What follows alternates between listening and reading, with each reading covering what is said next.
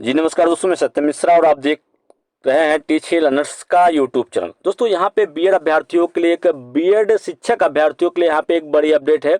ऐसे बीएड अभ्यर्थी जो कि पीआरटी में शिक्षक के तौर पर कार्य कर रहे हैं, उनको पीआरटी में मान्य किया गया है या उनकी जो सेवा है वो बनी रहेगी। उसके लिए दोस्तों उनको एक कोर्स है जो करना है। सुप्रीम कोर्ट का दोस्तों बड़ा फैसला आया है। उनके लिए कहा गया है कि ब्रिज कोर्स नहीं तो बीएड वाले होंगे बाहर। अगर ब्रिज कोर्स दोस्तों नहीं कर लेते हैं बीएड अभ्यर्थी, तो फिर उनकी जो सेवा है वो समाप्त कर दी जाएगी। ब्रिज कोर्स नहीं तो बीएड वाले होंगे बाहर।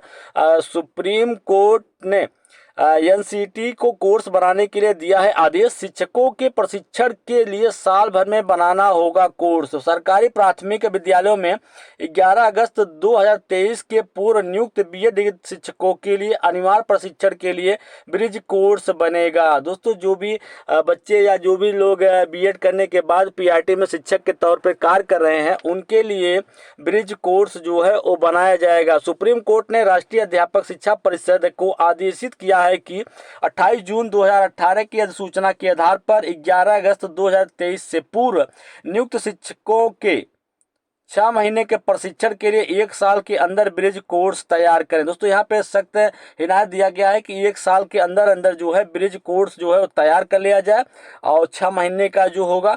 और अपने 8 अप्रैल के आदेश में सुप्रीम कोर्ट ने एनसीटी को शिक्षा मंत्रालय के मार्गदर्शन में यह कोर्स तैयार करने को कहा है।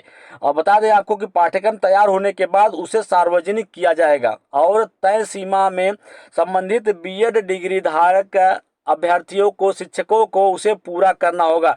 यदि कहा गया है कि यदि संबंधित शिक्षक उक्त पाठ्यक्रम में सम्मिलित नहीं होते हैं या फिर तय समय सीमा में उसे पूरा नहीं करते हैं तो वे असफल हो जाएंगे, तो उनकी नियुक्ति जो है वो अमान्य हो जाएगी। तो कहने का मतलब है कि अगर तय सीमा के अंदर अंदर जो भी बीएड करके शिक्षक के तौर पर कार्य कर रहे हैं, अगर वे निर्धारित समय सीमा के अंतर्गत उस कोर्स को नहीं कर लेंगे तो फिर उनकी जो नियुक्ति है वो अमान्य मानी जाएगी और उनको बाहर कर दिया जाएगा। यह आदेश देश भर के सभी राज्यों और केंद्र शासित प्रदेशों पर समान रूप से लागू होगा। कहने का मतलब जो आदेश आया है ब्रिज कोर्स का, वो हर एक राज्य को मानना पड़ेगा क्योंकि सुप्रीम कोर्ट का फैसला है और हर एक राज्य में दोस्तों समान रूप से ये लागू रहेगा। बीएड धारक शिक्षकों की लड़ाई सुप्रीम कोर्ट में लड़ने वाले राहुल पांडे का कहना है कि कोर्स बनने के बाद 69,000 शिक्षक भर्ती में चयनित उत्तर प्रदेश के तकरीबन 35,000 शिक्षकों को भी उससे करना होगा। कहने मतलब कि जो लोग 69,000 शिक्षक में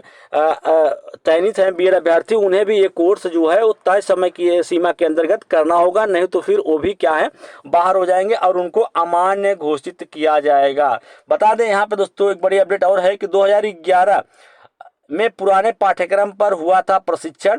परिषदीय प्राथमिक स्कूलों में 72,825 प्रशिक्षु शिक्षक भर्ती में भी चयनित 66,655 शिक्षकों को 6 महीने का प्रशिक्षण कराया गया था।